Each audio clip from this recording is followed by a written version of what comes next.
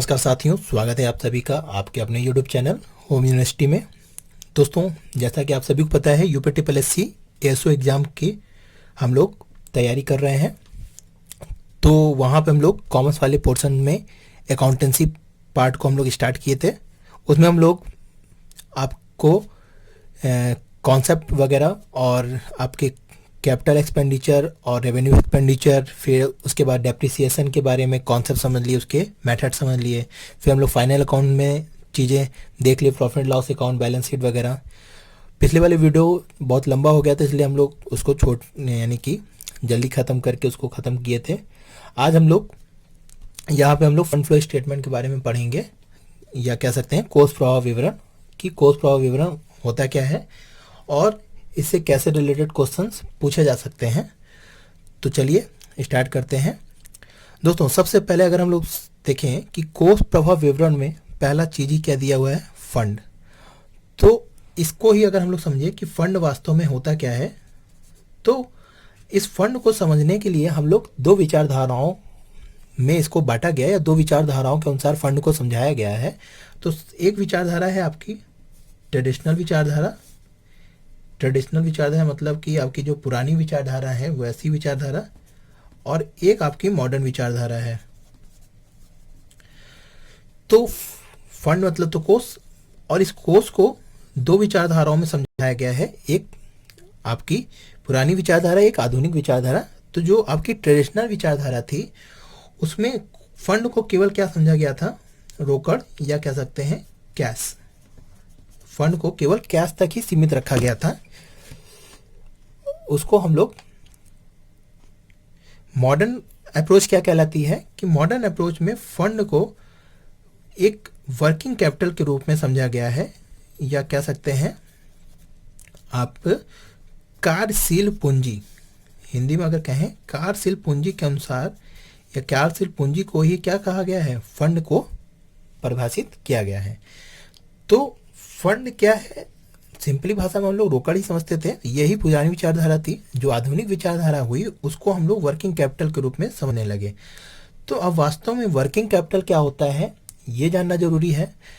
तो working capital ऐसी capital होती है जो एक बिजनेस ऑपरेटिंग साइकिल में, या कह सकते हैं एक व्यावसायिक संचालन चक्र में जो भी चीज़ें हमें ऑपरेट करने के लिए ज़रूरी होती है, या जो भी पूंजी हमें ऑपरेट करने के लिए आवश्यक होती है, चाहिए होती है, उसी को हम लोग क्या कहते हैं, वर्किंग कैपिटल के रूप में समझते हैं। तो ये तो हो गया फंड और फंड की विचारधारा की किस किस व्यू में हम लोग इसको समझते हैं। अब बात आती है कि कोष प्रवाह विवरण क्या होता है। तो हम लोग फंड जब समझ गए तो फ्लो स्टेटमेंट का मतलब ही आप समझ गए होंगे कि वर्किंग कैपिटल का जो फ्लो होता है, वर्किंग कैपिटल का जो फ्लो होता है, या फ्लो को हम लोग समझने के लिए जो स्टेटमेंट बनाते हैं उसी को हम लोग क्या कहते हैं, फंड फ्लो स्टेटमेंट कहते हैं। तो वर्किंग कैपिटल, या कह सकते हैं कार्यशील पूंजी की जो प्रवाह होती है, कार्यशील पूंजी में जो भी प्रवाह होती है, उस प्रवाह को हम लोग जहाँ पे दर्ज करते हैं, जहाँ पे हम लोग जो विवरण बनाते हैं, उसी को हम लोग फंड फ्लो स्टेटमेंट कहते हैं। तो ये तो था मोटा मोटा चीज़ें कि ये क्या होती है और ये कैसी विचारधाराओं में किन किन चीज़ों को कैसे समझा गया है। अब बात आती है कि वर्किंग कैपिटल में जो फ्लो होता है उसमें या तो कमी होगी या वृद्धि होगी। इस वर्किंग कैपिटल में कमी कब होगी और वृद्धि कब होगी, और किन मदों से या किन कारणों से इसमें कमी होती है, किन कारणों से इसमें वृद्धि होती है, इन सभी चीज़ों से क्या होगा, प्रवाह होगा। और इस कमी और वृद्धि से ही वर्किंग कैपिटल में क्या होती है, वृद्धि और कमी से प्रवाह होती है। तो अब हम लोग बात कर लेते हैं कि वास्तव में वर्किंग कैपिटल में कमी और वृद्धि कैसे होती है। तो एक टर्म आता है सोर्स ऑफ फंड, और यह कह सकते हैं कि फंड का जो सोर्स होता है, और एक आता है यूजेस ऑफ फंड, उसका कहाँ कहाँ यूज होता है। तो ये चीज़ तो क्या होगा कि जब हम लोग वर्किंग कैपिटल को कहाँ से हम लोग प्राप्त करते हैं और कहाँ पे यूज करते हैं, एक चीज़ ये हम लोग को समझना है। तो सबसे पहले अगर हम लोग बात कर लेते हैं कि वर्किंग कैपिटल कैसे प्रभावित होती है, वर्किंग कैपिटल में कैसे प्रवाह होता है, इसको सबसे पहला हम लोग समझ लेते हैं। तो अगर वर्किंग कैपिटल में कोई ऐसी फिक्स एसेट्स या फिक्स लायबिलिटी आपकी करंट लायबिलिटी और करंट एसेट्स, ये चीज़ तो आप जानते ही होंगे। जैसे कि आप लोग इस चित्र में देख सकते हैं कि क्या चीज़ फिक्स लायबिलिटी होती है और क्या चीज़ करंट लायबिलिटीज़ होती है। तो हम लोग अगर आप फिक्स लायबिलिटीज़ और फिक्स एसेट्स में समझें कि अगर फिक्स लायबिलिटीज़ में कोई चेंजेस होता है और उस चेंजेस के परिणाम स्वरूप अगर कैपिटल करंट लायबिलिटीज में और करंट एसेट्स में कोई चेंजेस होती तो वर्किंग कैपिटल में फ्लो होगा या प्रवाह होगा। या कह सकते हैं कि अगर फिक्स एसेट्स में कोई कमी या वृद्धि होती है उसके कारण करंट एसेट में और करंट लायबिलिटीज में कोई कमी या वृद्धि होती है तो उसे हम लोग वर्किंग कैपिटल का फ्लो कहेंगे। परंतु अगर फिक्स एसेट्स से फिक्स लायबिलिटीज में कोई चेंजेस होती है या कह सकते हैं फिक्स लायबिलिटी बढ़ने घटने पर फिक्स एसेट में कोई कमी या वृद्धि होती है तो उसे हम लोग वर्किंग कैपिटल फ्लो नहीं कहेंगे। या करंट लायबिलिटीज के बढ़ने घटने से करंट एसेट्स में कोई कमी या वृद्धि होती है तो उसे भी हम लोग वर्किंग कैपिटल फ्लो नहीं कहेंगे। तो सिंपल भाषा में आप समझ लीजिए फिर से कि अगर फिक्स लायबिलिटीज में कमी वृद्धि होने से उसका प्रभाव करंट लायबिलिटीज में कमी या वृद्धि या करंट एसेट्स में कमी वृद्धि करता है तो वहां पे तो क्या होगा, वर्किंग कैपिटल फ्लो होगा। या फिक्स एसेट्स में कमी या वृद्धि होने से करंट लायबिलिटीज में वृद्धि या कमी होती है या करंट एसेट में वृद्धि या कमी होती है तो उस दशा में आपका वर्किंग कैपिटल में फ्लो होगा। बट अगर फिक्स लायबिलिटीज में कमी वृद्धि होने से फिक्स एसेट में कोई कमी वृद्धि होती है तो वहां पे वर्किंग कैपिटल फ्लो नहीं होगा। और करंट लायबिलिटीज में कमी वृद्धि होने से करंट एसेट्स में कमी वृद्धि होती है तो वहां पे भी वर्किंग कैपिटल का फ्लो नहीं होगा। तो ये तो हो गया कि वर्किंग कैपिटल का फ्लो कब होता है कब नहीं होता है। अगर इसको हम लोग पॉइंट में समझ लेते हैं, अगर फिक्स लायबिलिटीज में कोई कमी या वृद्धि होती है और करंट लायबिलिटीज में उसके परिणाम स्वरूप कमी या वृद्धि होती है तो हम क्या कहेंगे कि वर्किंग कैपिटल में फ्लो हुआ है। अगर फिक्स एसेट्स में कोई कमी या वृद्धि होती है और करंट लायबिलिटीज में कोई वृद्धि या कमी होती है तो भी हम क्या कहेंगे कि वर्किंग कैपिटल में फ्लो होगा।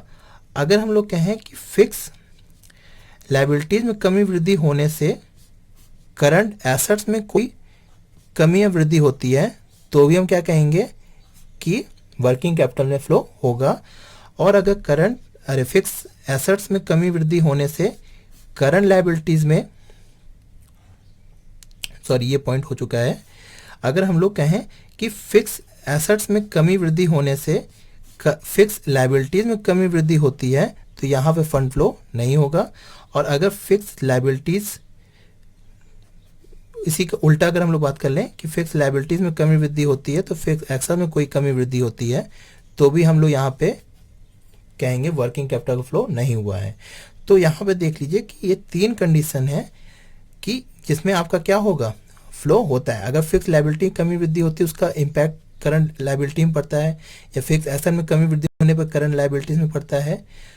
या आप एक पॉइंट और समझ सकते हैं, यहाँ पे फिक्स लायबिलिटीज में अगर कमी वृद्धि होती है तो उसका करंट एसेट में अगर कोई वृद्धि कमी होगी तो भी हम कहेंगे फंड फ्लो में कमी या वृद्धि, तो वर्किंग कैपिटल में हम लोग कहेंगे फ्लो हुआ या प्रवाह हुआ है। और अगर करंट एसेट में कोई कमी वृद्धि होती है उसका करंट लायबिलिटीज में कमी वृद्धि होती है तो हम लोग उसमें नहीं कहेंगे। तो ये 4 कंडीशन है जिसमें आपका फंड फ्लो या कह सकते हैं वर्किंग कैपिटल फ्लो होता है। और ये जो 3 कंडीशन है इसमें आपका वर्किंग चीज़ें नहीं होती हैं, वर्किंग कैपिटल का फ्लो नहीं होता है। तो यहाँ तो ये बात हो गई कि वर्किंग कैपिटल फ्लो कब होगा कब नहीं होगा और किन चीज़ों से प्रभाव होता है। तो सिंपली आप समझ लीजिएगा कि जब जब ऑड चीज़ें होंगी तो वर्किंग कैपिटल में फ्लो होगा, पर अगर इवन चीज़ें रहेंगी जैसे फिक्स रहेगा तो वहाँ पे हम लोग फ्लो नहीं होता है। अगर करंट होगा तो भी फ्लो नहीं होगा, पर अगर फिक्स और करंट होगा तो वहाँ पे फ्लो होगा। तो ये पॉइंट आप याद रखिएगा और क्वेश्चन अगर जनरेट होगा तो आप ये कॉन्सेप्ट को क्लियर रखिएगा तो वहाँ पे आपका क्वेश्चन सही हो जाएंगे। तो आगे अगर हम लोग बात करते हैं इसका एग्जाम्पल व्यू में अगर हम लोग इसको समझ लें कि वास्तव में ये चीज़ें कैसे आप समझ सकते हैं, तो पहला हमने चीज़ बताया था कि वर्किंग कैपिटल में पहली चीज़ तो ये होगी कि इवन इवन होगा तो वहाँ पे वर्किंग कैपिटल फ्लो नहीं होता है, अगर इवन ऑड होगा तो वहाँ पे वर्किंग कैपिटल में फ्लो होगा। तो पहला चीज़ ने हमने बताया कि अगर फिक्स लायबिलिटी में कोई भी चीज़ें होती हैं या कह सकते हैं वृद्धि होती है, तो जैसे फिक्स लायबिलिटी में वृद्धि कब होगी, जैसे कि हम लोग शेयर इशू कर दें, डिबेंचर इशू कर दें, तो यहाँ पे क्या होगा, फिक्स लायबिलिटी हमारी, डिबेंचर इशू करेंगे तो हमारी फिक्स लायबिलिटी बढ़ जाएगी। और इस फिक्स लायबिलिटी बढ़ने से क्या होगा, हमें करंट एसेट्स क्या होगी, हमारी बढ़ेगी। कैसे बढ़ेगी, अगर हम लोग डिबेंचर इशू करेंगे तो हमें कैश मिलेगा। तो इस तरीके से क्या होगा, यहाँ पे देखिए एक फिक्स है एक करंट है, तो ये क्या होगा, वर्किंग कैपिटल का फ्लो होगा। दूसरी चीज़ करें, अगर फिक्स लायबिलिटी हमारी कम होती है तो करंट एसेट हमारी कम होगी। क्यों कम होगी, यही एग्जांपल देख लीजिए। अगर हम लोग रिडम्पशन ऑफ डिबेंचर करेंगे तो वहाँ पे हमको कैश देना पड़ेगा, तो वहाँ पे हमारी करंट एसेट कम हो जाएगी। अभी जैसे हमने यहाँ पे एक पिक दिखाया था कि उसमें किस चीज़ को करंट एसेट कहते हैं, किस चीज़ को करंट लायबिलिटी, ये चीज़ आप लोग पहले जानते होंगे। तो कैश एक क्या होती है, करंट एसेट्स होती है। तो फिक्स लायबिलिटीज में जैसे डिबेंचर्स को हम लोग रिडीम करेंगे तो वहाँ पे हम लोग को कैश देना पड़ेगा, तो वहाँ करंट एसेट हमारी कम हो जाएगी। उसी तरह अगर जैसे फिक्स एसेट्स है उसको हम लोग परचेज करेंगे तो हमारी फिक्स एसेट बढ़ेगी, साथ ही हमारी करंट एसेट भी क्या होगी, कम होगी। क्यों कम होगी, अगर हमको कोई भी संपत्ति खरीदना होगा तो हमें कैश देना पड़ेगा। बट यहीं पे एक क्वेश्चन आता है कभी कभी कि अगर कोई शेयर इशू करके कोई एसेट्स खरीदी जाती है तो क्या वहाँ पे वर्किंग कैपिटल का फ्लो होगा, तो वहाँ पे वर्किंग कैपिटल का फ्लो नहीं होगा। क्यों नहीं होगा, क्योंकि यहाँ तो फिक्स एक लायबिलिटीज बन रही है, साथ ही हमारी क्या हो रही है, फिक्स एसेट भी बढ़ रही है। तो यहाँ देखिए इवन इवन है तो यहाँ पे वर्किंग कैपिटल का फ्लो नहीं होगा। यही चीज़ हम समझाने की आपको कोशिश कर रहे हैं। फिर अगर हम लोग दूसरा एग्जांपल देख लें कि अगर फिक्स एसेट्स हमारी बेची जाती है तो उससे हमारा क्या होगा, करंट एसेट हमारी बढ़ेगी क्योंकि हमें कैश मिलेगा। तो यहाँ पे भी क्या होगा, वर्किंग कैपिटल का फ्लो होगा। अब अगर बात करते हैं कि जैसे कि अगर आपका कोई करंट लायबिलिटीज का एग्जाम्पल लीजिए, जैसे कि अगर हम लोग हमारी करंट लायबिलिटी में जैसे हमारा आपका देनदार हो गया, तो वो आपका अगर हम लोग कोई ऐसा शॉर्ट टर्म लोन लेते हैं तो वो हमारी क्या होती है, आपकी करंट लायबिलिटीज होती है शॉर्ट टर्म, या बैंक ओवरड्राफ्ट कह सकते हैं। तो अगर जैसे करंट लायबिलिटीज क्या है, बैंक ओवरड्राफ्ट, अगर ये आप लेते हैं तो आपका क्या होता है, करंट एसेट भी क्या होती है, बढ़ती है। बैंक ओवरड्राफ्ट बढ़ेगी तो करंट एसेट भी हमारी बढ़, क्योंकि हमें कैश मिलता है उसके बदले, तो यहाँ पे वर्किंग कैपिटल नहीं होगा। अगर करंट लायबिलिटीज बढ़ने से यहाँ पे फिक्स एसेट में कोई चेंजेस होता, या कह सकते हैं करंट लायबिलिटी हमारी बढ़ी और उससे हमने कोई फिक्स एसेट्स में कोई चीज़ फिक्स एसेट खरीदा, तो वहाँ पे हम लोग क्या कहेंगे कि ये आपकी वर्किंग कैपिटल का फ्लो हुआ है।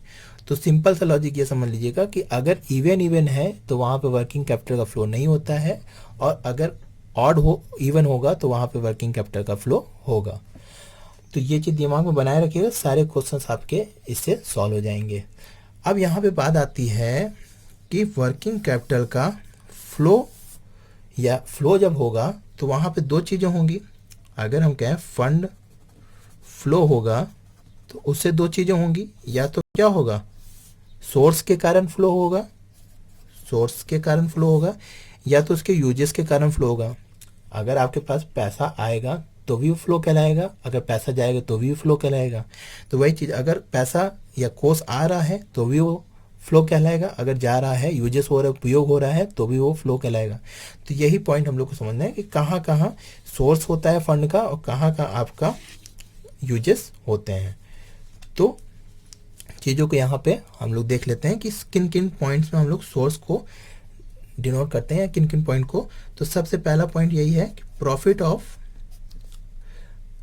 फ्रॉम ऑपरेशन, या कह सकते हैं संचालन से जो भी लाभ होता है वो हमारे क्या कहलाती है, सोर्स कहलाती है। संचालन से लाभ का मतलब ये है कि जब हम लोग व्यवसाय चलाते हैं तो उससे हमें कुछ ना कुछ लाभ भी होता है। तो जब लाभ होगा तो हमें उस लाभ को क्या करेंगे, हमारे लिए वो लाभ उपयोग करने के लिए एक सोर्स होगा, तो वो प्रॉफिट फ्रॉम ऑपरेशन से भी वो सोर्स कहलाता है वर्किंग कैपिटल का। दूसरा है कि अभी हमने जैसे बताया इशू ऑफ शेयर कैपिटल, तो शेयर कैपिटल हम लोग जब इशू करते हैं तो हमारा फिक्स लाइबिलिटीज़ बढ़ती है एक तरीके की, क्योंकि वो एक तरीके की लाइबिलिटी है और उससे हमें कैश मिलता है। तो यहाँ पे ऑड और इवन का हो रहा है, तो यहाँ पे ये सोर्स हुआ। फिर अगर एक पॉइंट और देख लें, issue of debenture, issue of debenture ये भी आपका क्या है, एक तरीके का सोर्स है। फिर अगर हम लोग बात कर लेते हैं, जितने भी आपकी लॉन्ग टर्म्स डेप्थ होती है या ऋण होती है, वो सारी क्या कहलाती है, आपकी इशू ऑफ आपका सोर्स कहलाती है। फिर आपका कोई हम लोग फिक्स एसेट्स सेल कर दें तो हमें पास कैश आ जाएगा, तो ये भी क्या होगा, सोर्स कहलाएगा। फिर आपका एक पॉइंट ये कहलाती है decrease of working capital. Decrease of working capital ये क्या चीज़ है, ये समझ लीजिए। होता क्या कि जब हम लोग 2 सालों में कंपेयर करते हैं, पहली चीज़ तो working fund flow statement 2 with balance sheet को ही कंपेयर करके बनाया जाता है। तो अगर पिछले साल के अंतिम चिट्ठे से इस साल का जो चिट्ठा है उसमें वर्किंग कैपिटल कम है, तो डिक्रीज हो गया है, तो वो एक तरीके का हमारे लिए क्या होगा, सोर्स होगा। डिक्रीज होने का तात्पर्य समझिए, अगर इस साल वर्किंग कैपिटल मेरा कम हुआ है तो उससे क्या हुआ होगा, हमारी फंड में सोर्स या फ्लो हुआ होगा सोर्स की तरह। तो इसलिए इसको डिक्रीज ऑफ वर्किंग कैपिटल हम लोग सोर्स के अंतर्गत इसको रखते हैं। फिर अगर हम लोग इसमें देख लें यूजेस कहाँ कहाँ होता है वर्किंग कैपिटल का, तो सबसे पहला आपका होता है, जैसे यहाँ पे प्रॉफिट हुआ तो वैसे लॉस फ्रॉम ऑपरेशन से भी क्या होता है, आपका वर्किंग कैपिटल का यूज होता है। फिर जैसे यहाँ इशू होता है वैसे यहाँ रिडम्पशन होने पे आपका, रिडम्पशन होने पे भी रिडम्पशन ऑफ शेयर, और या कह सकते हैं जो डिवेंचर्स होते हैं, बॉन्ड्स होते हैं, इन सभी चीज़ों को रिडीम करेंगे तो भी हमको कैश देनी पड़ती है, तो यहाँ पे वर्किंग कैपिटल का यूज होता है। फिर आपका नेक्स्ट पॉइंट देख लें तो पेमेंट ऑफ लॉन्ग टर्म, जैसे कि यहाँ पे हम लोग लॉन्ग टर्म डेप्ट लेते थे, यहाँ अगर उसका हम पेमेंट करते हैं तो भी हमारा यूजेस होगा वर्किंग कैपिटल का। फिर ये चीज़ हो गया। फिर जैसे कि हम लोग यहाँ पे सेल कर रहे थे, यहाँ परचेज करते हैं कोई एसेट्स, तो भी हमारा क्या होगा, यूजेस होगा। फिक्स एसेट्स की बात किया जा रहा है यहाँ पे, फिक्स एसेट्स, तो हमारा क्या होगा, यूजेस होगा। और इसी तरह एक पॉइंट ये आपका जो, जैसे यहाँ डिक्रीज ऑफ वर्किंग कैपिटल है, यहाँ इंक्रीज ऑफ वर्किंग कैपिटल होने पर आपका फंड का यूजेस कहलाता है। तो इस तरह के मुख्य मुख्य चीज़ें ये हो गया कि सोर्स किन चीज़ों से होता है फंड का और कहाँ से यूजेस होते हैं, ये आपके मुख्य मुख्य पॉइंट हो गए। ये पॉइंट पूछ सकते हैं कि इस पॉइंट से क्या सोर्स होगा या यूजेस होगा, ऐसे करके क्वेश्चंस बनते हैं। तो इस तरीके से आपका यूजेस ऑफ फंड हो गया, सोर्स ऑफ फंड हो गया, कि किन किन पॉइंट्स के थ्रू सोर्स होते हैं और किन किन पॉइंट के थ्रू फंड का यूज होता है। अब अगर हम लोग बात कर लेते हैं अंत में कि आपका यहाँ तो हम लोग देख लिए कि वर्किंग कैपिटल का फ्लो कब होता है, इन चीज़ों को हम लोग समझ लिए। फिर फंड फ्लो में आपका सोर्स क्या होती है, उसका यूजेस क्या होता है, ये चीज़ समझ लिए। पर एक बात यह आती है कि नेट वर्किंग कैपिटल फ्लो में कब नेट वर्किंग कैपिटल में कमी होगी और कब आपकी वृद्धि होगी, या कह सकते हैं कब नेट वर्किंग कैपिटल को हम लोग इंक्रीज समझते हैं और कब हम लोग इसको डिक्रीज समझते हैं। तो इसको समझ लीजिए, या वृद्धि या कमी कब होती है, इसको हम लोग यहाँ पे समझ लें। तो इसका सिंपल सा लॉजिक है, इसको हम लोग एक फॉर्मूले की तरह समझ सकते हैं कि जब आपका,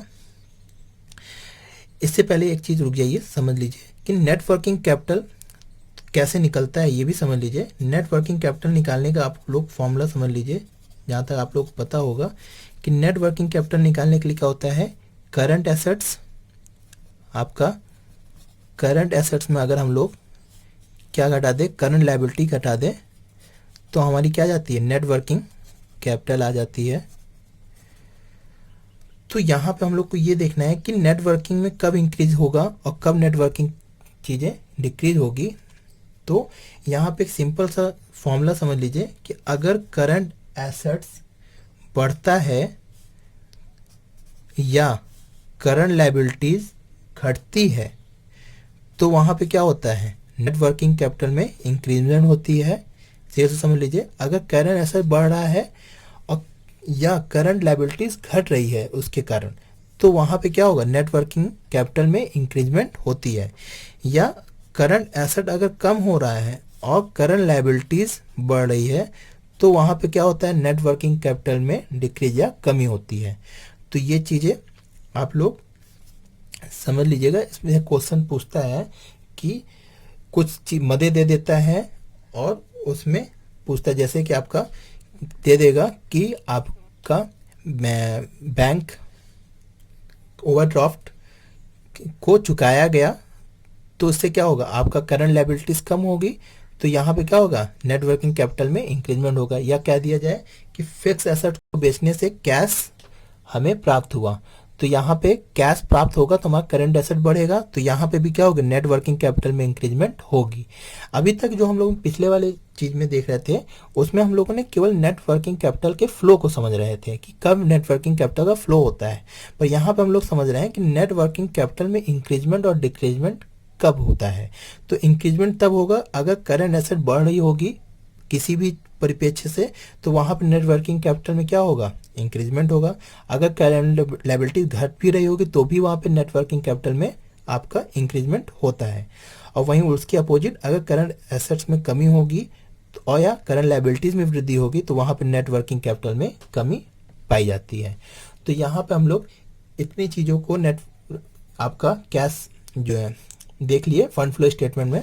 इसके बाद हम लोग कैश फ्लो स्टेटमेंट के बारे में समझिएगा, वो बहुत इजी है। यहाँ पे नेट जो आपका फंड फ्लो स्टेटमेंट था, यही थोड़ा सा आपका समझने वाली टॉपिक थी। तो आज हम लोगों ने आपका कोष प्रवाह विवरण में इतनी चीज़ों को समझा और किन किन चीज़ों से हम कैसे क्वेश्चन सॉल्व करेंगे। वहाँ पे आप लोग इस टॉपिक को अगर देखेंगे, कॉन्सेप्ट अगर आप लोग समझे होंगे यहाँ पे इस चीज़ों को, तो वहाँ पे आराम से क्वेश्चन सॉल्व करने में आपको आसानी होगी। तो जब हम क्वेश्चन सॉल्व भी कराएंगे इसके, तो वहाँ पे हम इस चीज़ों को रिलेट करते हुए चलेंगे, तो आपकी चीज़ें और भी अच्छे तरीके से आपको समझ में आ जाएगा। तो आज के लिए दोस्तों इतना ही। आप अच्छे से एसओ की तैयारी करते रहिए और हमारे पिछले कॉमर्स के जितने भी टॉपिक हमने पढ़ा दिया है उसको देखिए, और जो भी एसओ की तैयारी कर रहे हैं उनको ये वीडियो शेयर करिए, जैसे वो लोग कॉमर्स का पोर्शन स्टार्ट कर सकें। जैसे हमने शुरू में बताया था कि हम लोग कॉमर्स और स्टैटिक्स का पोर्शन पूरा कंप्लीट कराएंगे, तो हमारे चैनल को सब्सक्राइब कर लीजिए और लाइक शेयर जरूर करिएगा वीडियो को। तो आज के लिए इतना ही दोस्तों, गुड बाय, थैंक यू, जय हिंद, जय भारत।